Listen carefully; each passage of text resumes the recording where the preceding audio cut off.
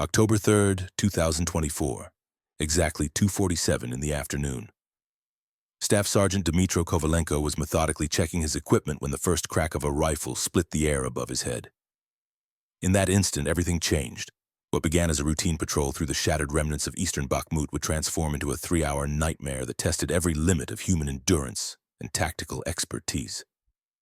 The bullet missed its mark by less than 4 centimeters, but the psychological impact was immediate and devastating.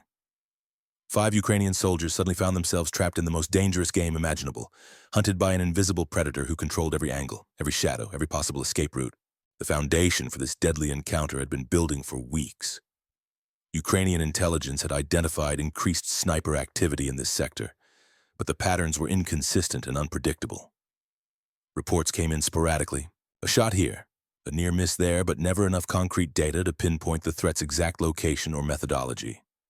What they were dealing with was not some amateur militia fighter taking pot shots from abandoned windows. This was a professional marksman who understood the psychology of urban warfare, who knew that fear could be more effective than bullets, and who had been patiently studying Ukrainian patrol routes for over a month. The squad advancing that afternoon had extensive combat experience. Each member had survived multiple engagements across various fronts, from the industrial hellscape of Mariupol to the frozen trenches of Kharkiv. They understood urban combat dynamics, knew how to read terrain, and had developed the kind of battlefield instincts that keep soldiers alive in contested environments. But experience means nothing when you walk into a perfectly orchestrated trap designed by someone who has been watching your every move. At 14:30 hours, the 5-man patrol received their movement orders. Their mission was straightforward on paper. Clear a 6-block section of what had once been a residential neighborhood, now reduced to skeletal concrete frames and rubble-filled streets. Intelligence suggested minimal enemy presence, possibly a few scattered positions that could be dealt with quickly and efficiently. Standard urban patrol procedures would apply. Maintain proper spacing, communicate through hand signals, verify each sector before advancing.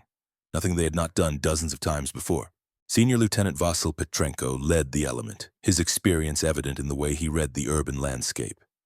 Behind him, Sergeant Kovalenko served as the squad's designated marksman, carrying a precision rifle that had accounted for numerous enemy casualties over the past 6 months.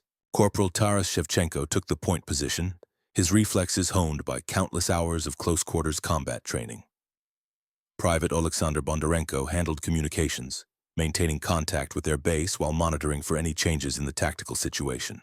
The youngest member, Private Andriy Melnik, carried additional ammunition and served as the squad's medic, his medical training having saved multiple lives during previous engagements. The terrain they were entering represented urban warfare at its most challenging. Apartment buildings stood like broken monuments to normal life, their facades pockmarked with artillery impacts and small arms fire. Streets were impassable to vehicles, blocked by debris piles and strategically placed obstacles. Visibility was limited by dust, smoke, and the geometric complexity of destroyed structures. Sound carried unpredictably, bouncing off concrete surfaces and creating acoustic shadows where threats could remain undetected until the last possible moment. As they moved through the first intersection, everything appeared routine. The silence was oppressive, but not unusual for a sector that had seen heavy fighting weeks earlier. Shevchenko advanced methodically, his rifle sweeping from left to right as he checked each potential threat position. The spacing between squad members was textbook perfect, close enough for mutual support but spread out enough to prevent a single enemy action from affecting multiple soldiers simultaneously. The first building they needed to clear was a partially collapsed residential complex that had absorbed multiple rocket impacts. The structure leaned at an unnatural angle, its internal support beams exposed like broken ribs. Windows hung empty and dark, creating perfect observation points for anyone positioned inside. Petrenko studied the building through his optical sight, searching for any indication of movement or hostile activity. The tactical challenge was obvious. Multiple floors, numerous rooms, countless hiding places where an enemy could wait in ambush. They stacked up at the main entrance using standard room-clearing procedures that had been drilled into them through months of training and combat experience. Kovalenko took overwatch position, his rifle trained on the upper floors while the others prepared to enter. The silence was complete except for the distant rumble of artillery fire from another sector and the crunch of broken glass beneath their boots. Every sense was heightened, every nerve ending alert for the slightest indication of danger. The ground floor revealed nothing but debris and the lingering smell of cordite from previous engagements. Furniture lay scattered and destroyed, personal belongings of former residents mixed with military equipment left behind by previous occupants. Photographs of families hung crooked on bullet-riddled walls, silent witnesses to the transformation of a home into a battlefield. The staircase was partially blocked by fallen concrete, forcing them to navigate carefully around obstacles that could easily become fatal choke points. On the second floor, Bondarenko held up his closed fist. Everyone froze instantly. Through a gap in the exterior wall, he had detected movement in the building across the street. For 45 seconds, nobody moved, nobody breathed, nobody made a sound. In urban combat, patience often determines who lives and who dies. Finally, Bondarenko signaled all clear. False alarm. Probably debris shifting in the wind or a stray animal moving through the ruins. They continued their methodical progression through each room, each corridor, each potential hiding place. The building told its story through bullet holes and blast damage, evidence of the fierce fighting that had raged through these streets weeks earlier. Spent shell casings littered the floors, mixed with fragments of concrete and twisted pieces of metal. Every apartment unit they cleared revealed interrupted lives, normal existence frozen in time by the sudden arrival of war. By 14:45 hours, they had cleared the building and were preparing to move to their next objective. This required crossing an open area approximately 70 meters wide, what military tacticians call a danger area. No cover, no concealment, maximum exposure to observation and potential enemy fire. Petrenko studied the terrain through his binoculars, analyzing every angle, every possible firing position, every potential threat. The courtyard had once been a pleasant community space where children played and families gathered. Now it resembled a lunar landscape, cratered by artillery impacts and littered with the debris of destroyed lives. A playground stood like a twisted metal sculpture, its swing sets reduced to skeletal frames. The fountain in the center had been reduced to a pile of concrete chunks surrounding a dry crater filled with stagnant water and debris. Petrenko made his tactical decision. They would cross in two elements using standard bounding overwatch techniques. Shevchenko would lead the first group while Petrenko brought up the second element with Melnik. Classic textbook procedure that had been proven effective in countless urban engagements. One group moves while the other provides security and covering fire if necessary. At exactly 14:47 hours, Shevchenko stepped into the open courtyard. 3 steps, 5 steps, 10 steps. Everything appeared normal. He signaled for the others to begin their movement. The spacing was perfect, the pace controlled, professional soldiers executing a well-rehearsed tactical maneuver. That is when the invisible predator who had been watching them for the past hour decided to spring his carefully orchestrated trap. The first rifle crack shattered the afternoon silence like breaking glass. Shevchenko dove toward the concrete fountain rim, his rifle clattering against the broken masonry as he scrambled for whatever protection the destroyed structure could provide. Bondarenko rolled left into a shallow shell crater, his radio pack bouncing against his back as he pressed himself into the depression. Melnik and Petrenko scattered toward a collapsed section of perimeter wall, but the cover was minimal and their exposure was total. The sniper had chosen his moment with surgical precision. The courtyard offered no real protection, only the illusion of safety behind fragments of concrete and twisted metal. Every piece of debris that seemed substantial enough to stop a bullet was positioned to create interlocking fields of fire from multiple elevated positions. This was not random urban terrain. This was a carefully designed killing field where every angle had been calculated and every escape route had been anticipated. Kovalenko pressed himself against the building's exterior wall, his designated marksman rifle useless without a target to engage. The acoustic signature of the shot had bounced off surrounding structures, creating confusion about the shooter's exact location. Northeast, possibly 3rd floor, approximately 200 meters. But in urban terrain filled with identical window frames and firing ports, pinpointing a concealed sniper position required more than educated guesswork. The second shot came without warning. This time, the bullet struck the concrete fountain just centimeters from Shevchenko's helmet, sending fragments of masonry flying like shrapnel. The message was unmistakable. I know exactly where you are, and I can end this whenever I choose. The psychological warfare had begun, transforming confident soldiers into hunted prey who questioned every movement and every decision. Petrenko tried to establish radio contact with their base, but the signal was weak and intermittent. The urban terrain created a communications dead zone, isolating them from outside support when they needed it most. They were alone in a deadly arena where the rules heavily favored their invisible opponent. The sniper had selected this battlefield carefully, choosing terrain that maximized his advantages while minimizing theirs. Through his scope, the marksman observed every detail of the trapped patrol.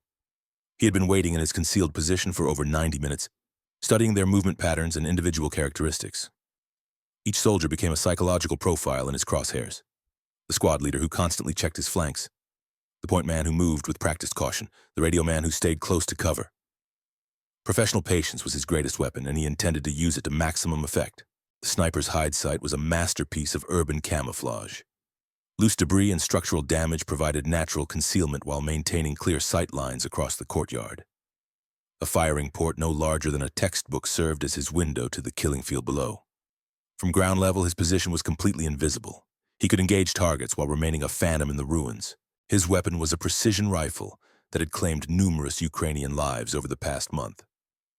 The optics were military-grade, capable of distinguishing individual facial features at 300 meters. Every component had been selected for maximum effectiveness in urban environments. The suppressor reduced both sound signature and muzzle flash, making his position even more difficult to locate after each shot.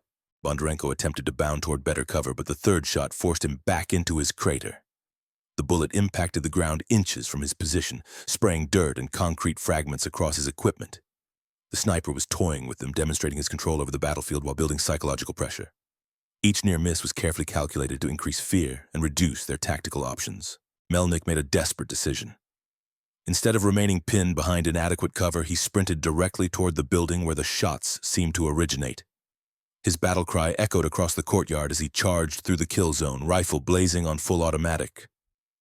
The maneuver was either supreme courage or complete madness, but it broke the tactical stalemate that was slowly destroying his squad. The sniper tracked him through his scope, leading the moving target to compensate for distance and velocity. But Melnik's erratic sprint pattern made precision fire difficult.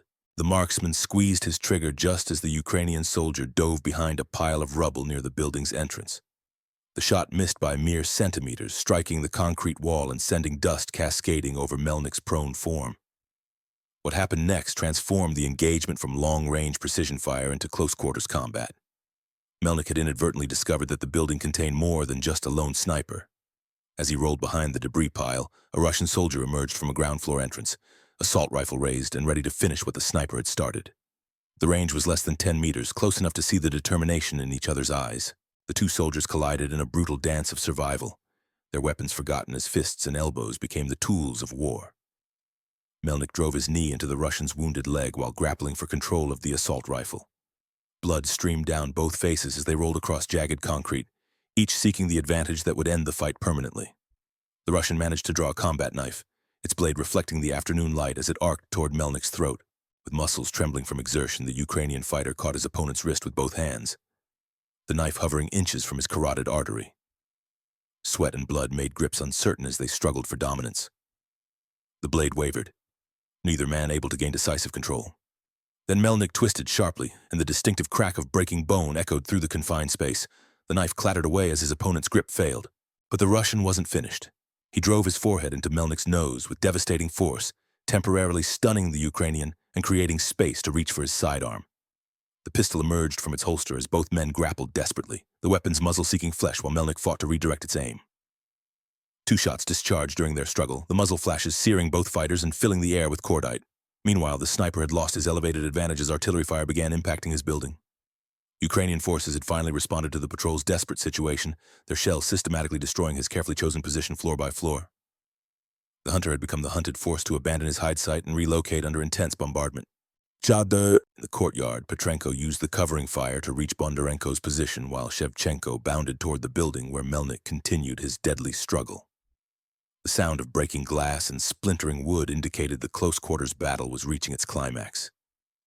When the gunfire finally stopped, only one figure emerged from the debris-filled entrance. This 3-hour nightmare in eastern Bakhmut demonstrated how quickly urban warfare can transform from routine patrol into desperate survival. Professional soldiers with extensive combat experience found themselves outmaneuvered by an enemy who understood that patience and preparation often triumph over training and equipment. The engagement cost both sides heavily, but it also revealed the unbreakable bonds between soldiers who trust each other with their lives in the crucible of modern warfare.